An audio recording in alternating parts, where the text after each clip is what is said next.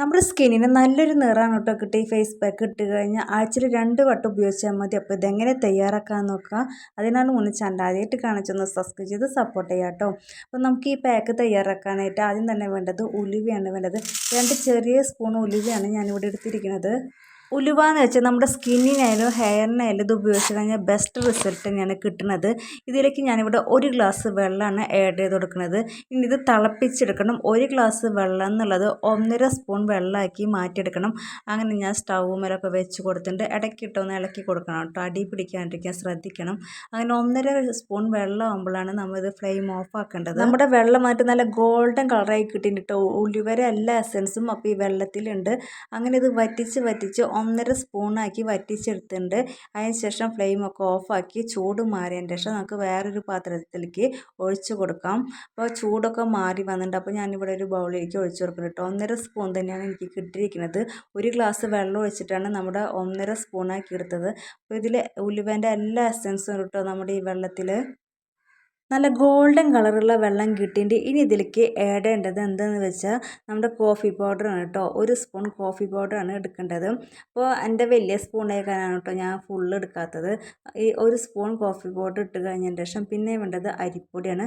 അതും 1 സ്പൂൺ അരിപ്പൊടി ഇട്ട് കൊടുക്കുക. ഇത് മൂന്നും കൂടി നന്നായി മിക്സ് ചെയ്യുക. നമ്മുടെ ഫേസ് പാക്ക് തയ്യാറായി കഴിഞ്ഞു കേട്ടോ. ഇത് ആഴ്ചയിൽ 2 വട്ടം ഉപയോഗിച്ച് കഴിഞ്ഞാൽ സ്കിന്നിന് നല്ലൊരു ചേഞ്ചസാണ് കിട്ടുക. സൺ ടാനൊക്കെ നന്നായി റിമൂവ് ആയിക്കോളും. അതുപോലെ തന്നെ സ്കിന്നിന് നല്ലൊരു ഗ്ലോയും കിട്ടിക്കോളും കേട്ടോ. കരിമങ്കലുള്ളവരൊക്കെ തീർച്ചയായും ഉപയോഗിച്ച് നോക്കും. നല്ല റിസൾട്ടാണ് കിട്ടേണ്ടത്. അപ്പോൾ ഞാനിവിടെ ഫേസൊക്കെ വാഷ് ചെയ്ത് വന്നിട്ട് നമ്മുടെ പാക്ക് ഇട്ട് കൊടുക്കാം.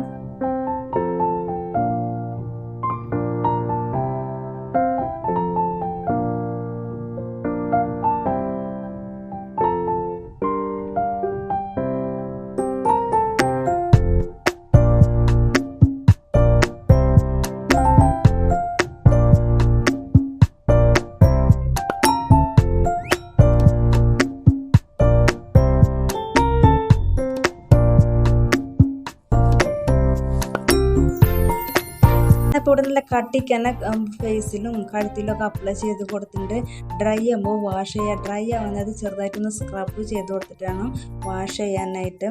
അപ്പോൾ 10 മിനിറ്റ് ആകുമ്പോഴത്തേക്കും ഡ്രൈ ആയിട്ടുണ്ടായിരുന്നു കേട്ടോ. അപ്പോൾ ചെറുതായിട്ടൊന്ന് സ്ക്രബ് ചെയ്ത് കൊടുത്തിട്ട് വാഷ് ചെയ്യാം.